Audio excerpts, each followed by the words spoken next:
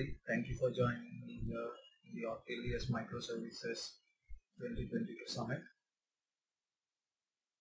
Ortelius is an open source project. It is a microservice catalog. If you haven't already, there's a talk that talk about microservice catalogs. If you haven't checked it already, it's a really good one. You should definitely do that. I'm Pavan Gudiwada. I'm an open source lover, and sometimes I do non-open source software, so I don't working on that. I work with Azure DevOps, and I create content around cloud native and DevOps in general. Today we'll be talking about Kubernetes-as-a-Service, why it is good for you, why you should think about it, why you should consider it, and all of that. We'll do that using a story. So you have to consider yourself.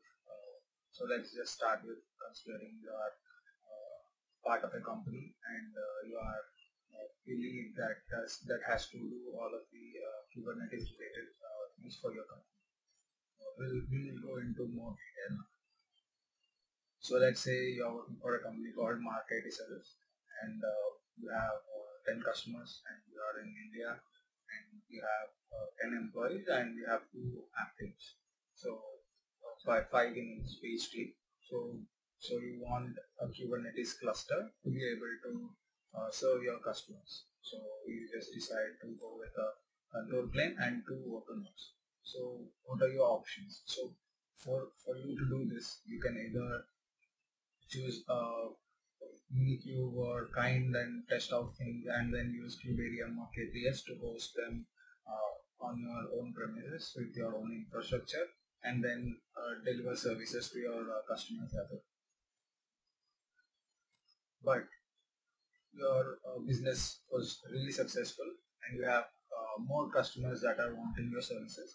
Now people are from different parts of the world, and your company is changing its name from Mark IT Services to Steven Global IT Services, and you potentially are going to have 200 customers from India, Egypt, US, and when we tapping into you have 40 employees, and they are divided into multiple teams. So you are given the task to come up with a solution, a plan to scale things up to grow your company. So you come up with a very great plan, and that is to buy more servers and hire new employees, set up a new office, and then onboard more customers. This sounds like a really good plan. When, let's say, your customers just say we need everything set up in the next 6 months or a year. So in that case, everything looks perfect, and you think you can do it. But the problem is you have to think in terms of availability, scalability, maintenance, and security. This might seem a little complicated to understand, but I'll explain. So availability is when your customers, users, let's say your customer has an application which is on your KaaS, on your Kubernetes. So the users of your customers should be able to access your website. So you have to make sure the services or the website is always available whenever they access it, and it's not just being available, it has to be snappy, and it should be usable. And scalability is when, let's say, your customer wants to grow their user base from 500 to 5,000, then you should be able to your infrastructure should be able to handle this load. You should also think of that. And then there's maintenance. So because you're hosting and you own everything, you have to make sure you maintain the physical and also the software side of things. Same goes with security. You don't want someone to just come in and knock out those servers. So you have to make sure there is physical security and also software security, so the applications are safe. So you plan for all of them, but you still have a lot of other things to do. You need to make sure the updates are done right. You need to think about monitoring and making sure everything is working fine. And then there's backups and there's deadlines. So let's say your customer says we want things to be done in the next 6 months. it always happens that they might come back and ask you to complete things in the next 3 months. So you should be able to deliver it. And also there's compliance. So let's say your customer is in the Europe region. They don't want their user data to move away from Europe into another other non-European countries.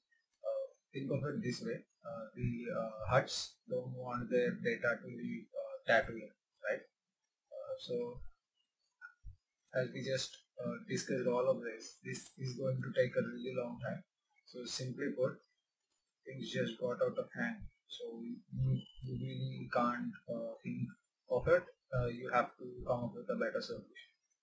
So here you can use Kubernetes-as-a-Service. Kubernetes-as-a-Service is simply a cloud service provider offering hosting their own Kubernetes control plane and worker nodes and on their own infrastructure, and then offering you a worker node for you to use as your own node and run your application. Here we see Azure and Red Hat have their own offerings called Azure Kubernetes Service and Red Hat OpenShift. Similarly, AWS has their own, and Google has their own offerings. You can use any of them depending on what your needs are. So what is part of Kubernetes-as-a-Service? So the whole cluster, the control plane side of things is all managed by the cloud provider, and also your nodes, which is the infrastructure of your nodes, and everything is also managed. You will be given your own node in a really fast way. Like it could take only a few minutes after you request provisioning a node. So we'll just see how you can use it.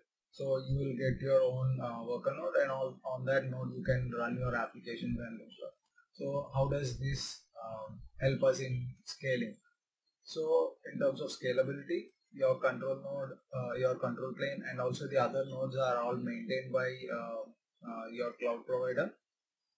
So it's as simple as you clicking a button and you will be getting multiple nodes, any number of nodes that you want, and this can also be automated. So depending on the load that you have, you can automatically scale or shrink the number of nodes that you have.